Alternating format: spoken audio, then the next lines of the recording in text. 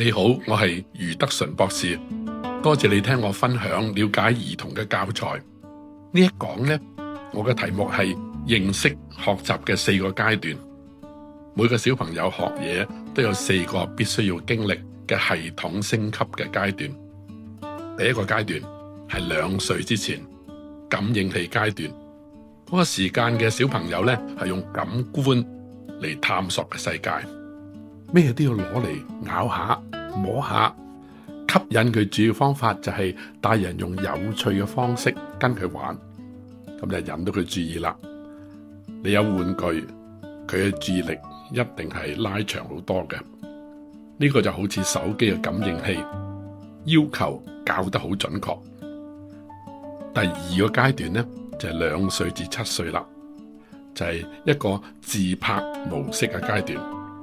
細路仔開始用符號咧，例如圖畫、簡單嘅詞語去明白事物，但係呢，佢以為自己係世界嘅中心喎。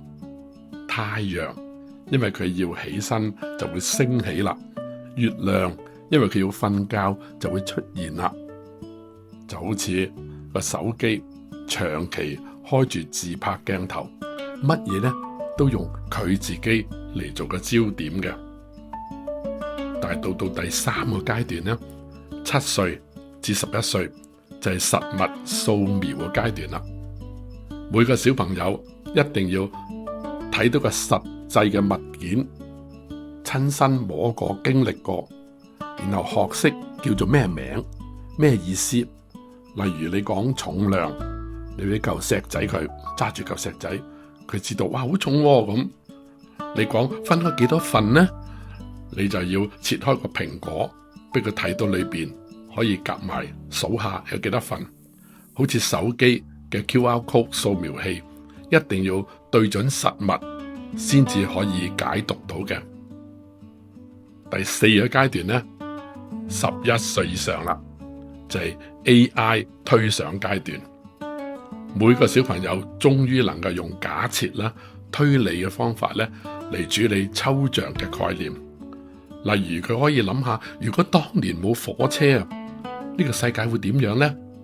咁就好似手機升級到 AI 嘅推想方法，能夠分析複雜嘅問題。所以如果你發現到細路仔教極都唔明嘅咁，可能你係用錯咗太淺或者太深嘅階段，於是佢聽唔明你講乜嘢。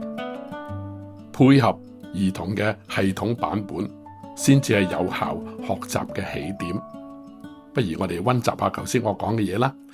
第1個階段2歲之前係感應器階段。第2個階段呢，2歲至7歲自拍模式嘅階段。第3個階段7歲至11歲呢，就係實物掃描嘅階段。最尾啦，第4個階段11歲以上就係 AI 推想嘅階段啦。多謝你嘅收聽，希望你聽完之後更加令你好想了解多啲你嘅小朋友啦。